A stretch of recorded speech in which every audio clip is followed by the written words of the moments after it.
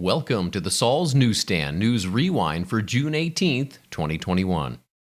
A new op-ed from 60-plus President Saul states, "Why cancel life-saving cures for seniors?" The Biden administration has announced its support for a global effort to cancel intellectual property protections on COVID-19 vaccines. This decision is misguided at best and life-threatening to vulnerable Americans at worst. The proposal, which is under consideration at the World Trade Organization, was originally submitted by India and South Africa in October. They, along with other supporters, claim that pharmaceutical firms' intellectual property protections are impeding vaccine manufacturing and preventing doses from reaching developing countries. But that isn't the case at all. Leading vaccine developers, the likes of AstraZeneca, Johnson & Johnson, Moderna, and Pfizer, have all agreed to let foreign manufacturers license their patents at little to no cost. If the rights to any useful drug could be stolen from its creators and given for free to other companies, few companies would be willing to make such enormous investments. Potential breakthroughs will never advance beyond the lab for lack of funding.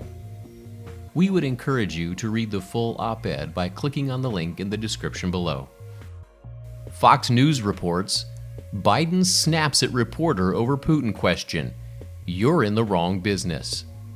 President Biden snapped at a reporter at the end of his press conference Wednesday in Geneva after she asked why he was confident Russian President Vladimir Putin would change his previously malign behavior. I'm not going to walk away on that. Why are you so confident he'll change his behavior, Mr. President? Yeah, I'm not confident he'll change behavior. What do you do all the time? So when did I say I was confident? You said in the next 6 months you'll be able to determine. What I said was, let's get it straight. I said what will change their behavior is if the rest of the world reacts to them and it diminishes their standing in the world. I'm not confident of anything. I'm just stating the fact. But given his past behavior has not changed, and in that press conference after sitting down with you for several hours, he denied any involvement in cyber attacks, he downplayed human rights abuses, he even refused to say Alexei Navalny's name. So how does that account to a constructive meeting as President Putin? You don't understand that, you're in the wrong business. Biden's angry response didn't sit well with some reporters.